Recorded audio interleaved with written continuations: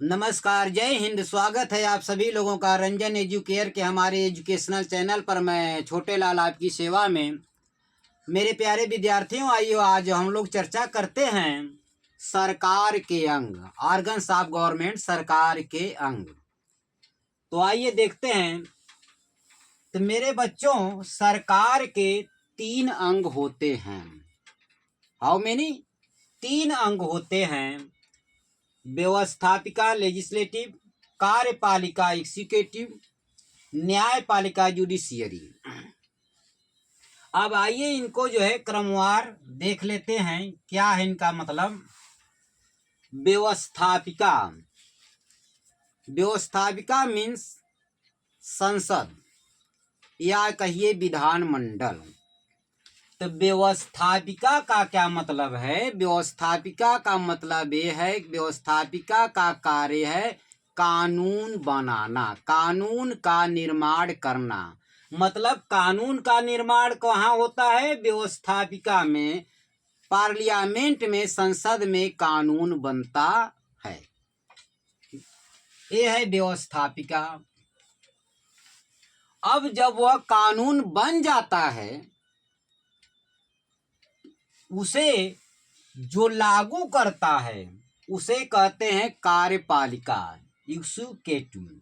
Executive में मतलब कार्यपालिका, जो कानून व्यवस्थापिका द्वारा बनाया जाता है उस कानून को लागू करती है कार्यपालिका। इसको मंत्रिपरिषद भी कहा जाता है और बोलचाल में इसे ही सरकार समझा जाता है, या यूं कहें कि सरकार कहा जाता है।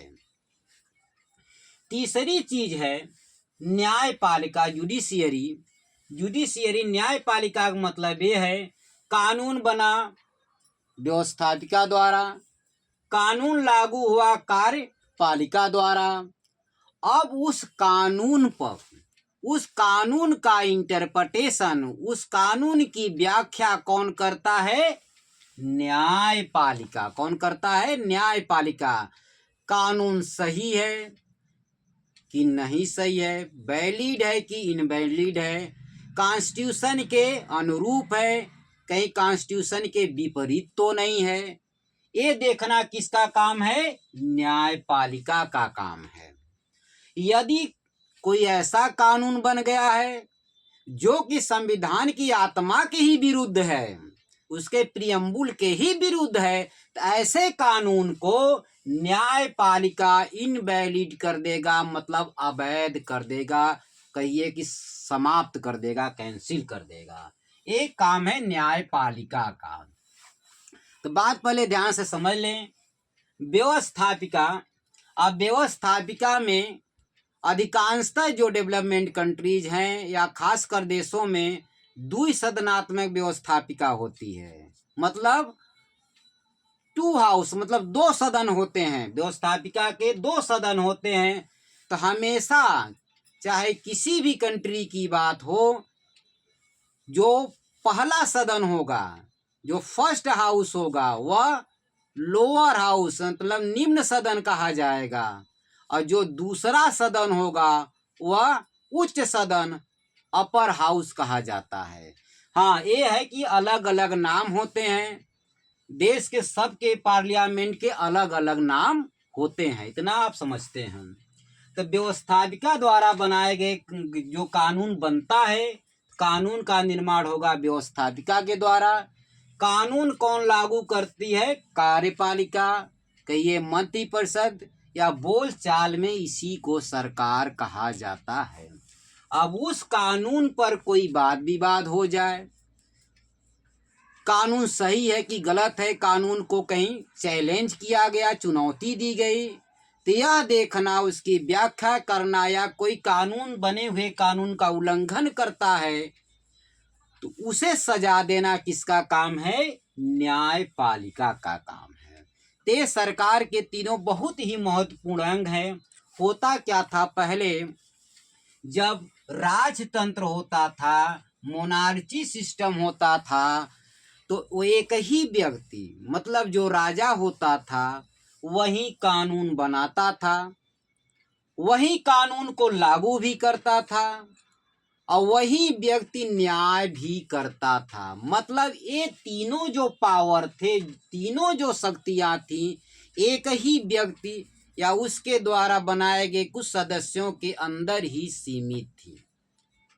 ये राजतंत्र की परिभाषा के अंतर्गत आता है, मोनार्ची के अंतर्गत आता है। लेकिन ऐसे में क्या होता है बच्चों कि ऐसे में जब तीनों शक्तियां कानून बनाना, कानून लागू करना, अन्याय करना है एक ही व्यक्ति के हाथ में होता है, एक ही व्यक्ति के पास अधिकार होते हैं, तो जाहिर सी बात है कि वह व्यक्ति तानाशाह बन सकता है, मनमानी कर सकता है।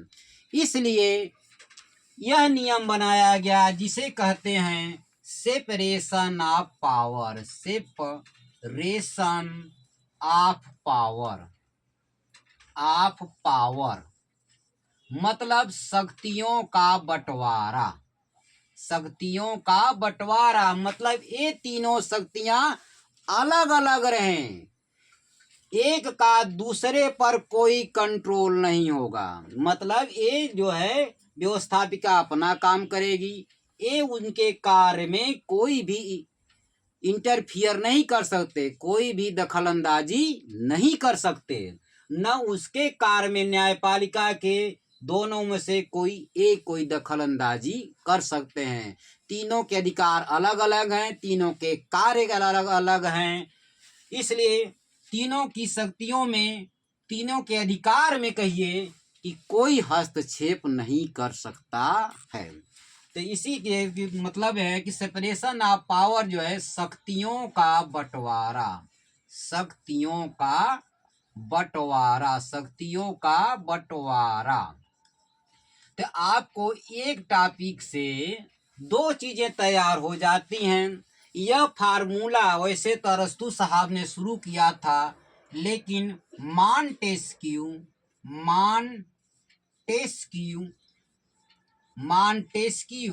ने अपनी एक पुस्तक स्पिरिट ऑफ लॉ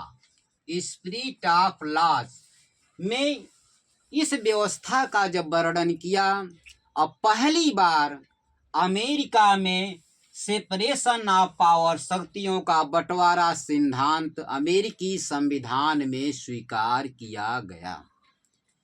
तो बात समझ में आ रही है आप लोगों को? मतलब सरकार के जो 3 अंग होते हैं, तीनों के कार्य अलग अलग होते हैं, तीनों का एक दूसरे पर जो है नियंत्रण कोई न रहता, तीनों अपने काम में स्वतंत्र होते हैं, कोई किसी के काम में कोई हस्तक्षेप नहीं कर सकता है।